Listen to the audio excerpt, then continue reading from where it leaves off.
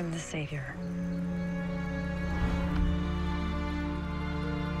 I try not to think of it that way because it's too much pressure to think of it that way. I don't know. I really enjoy playing Emma Swan. I think it's such a wonderful character, and I fell in love with her in the script, in the pilot script immediately, and I'm just so grateful to get to play her every day. But I try not to think too much about her being the savior, because otherwise it gets to be too much pressure.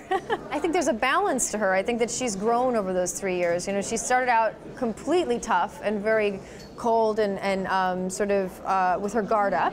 And then over the time, because she's now around her parents and having to accept that they're her parents, and around Henry and wanting to try to figure out how to be a good mom to Henry, there's all these emotional things that have come into her life as well. So she's being forced to find a balance between the really tough part of her and the vulnerable part of her that she put away a long time ago. And I love to see both. I think that it's, I think, you know, all women have both sides of them, so I think it's nice to see her trying to find that balance. So how do we know Pam won't lead us straight into a trap? This whole island's his bloody trap. I really enjoyed Neverland. I mean, obviously, you know, Peter Pan is a villain, and there were all sorts of bad things happening in Neverland, but I liked that all of the characters had to come together to save Henry, that we all had a clear thing that we were trying to accomplish together.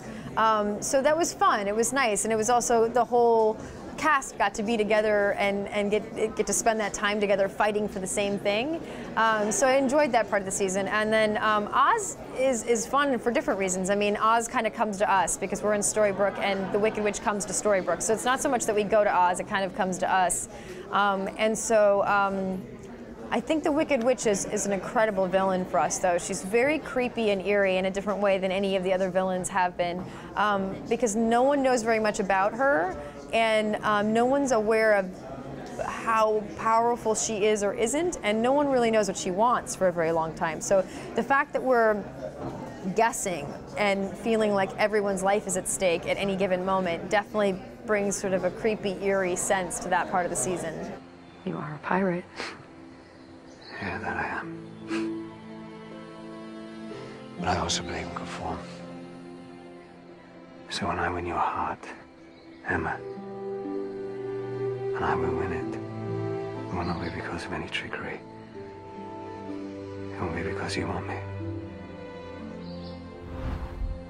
I really feel like they've done a nice job developing that relationship, because they are definitely kindred spirits. They come from similar backgrounds. They both have had to fight to survive, and they've had to sometimes make some really tough decisions in order to survive. They've both had their hearts broken in very particular ways. And so, you know, when they meet, there's definitely a chemistry there. But Emma's so guarded; she doesn't want to let her guard down again, and it takes a long time for Hook to prove to her that he does have good intentions with her. And over season 3, you start to see that he really does care for her just as a person. He's not in it just because he wants something from her. He really does continue to make choices to support her and be there for her. And you ultimately find out he's made some serious sacrifices in order to do the right thing for her. And when she starts to realize that, she starts to have a little more faith in the fact that maybe he really does have good intentions, and that his feelings for her are true and not superficial. What drives a television show is conflict. You know, no one watches a show about a bunch of happy people that all get along. That isn't a television show. And, you know, it was nice to see, because obviously they both needed to save Henry, so they had to put their differences aside in order to work together to save Henry. And I think they do have a certain amount of respect for each other. And I do think that Emma wants Regina to be happy with Robin Hood. I mean, I do believe that she would never intentionally do anything to disrupt Regina and Robin Hood being together.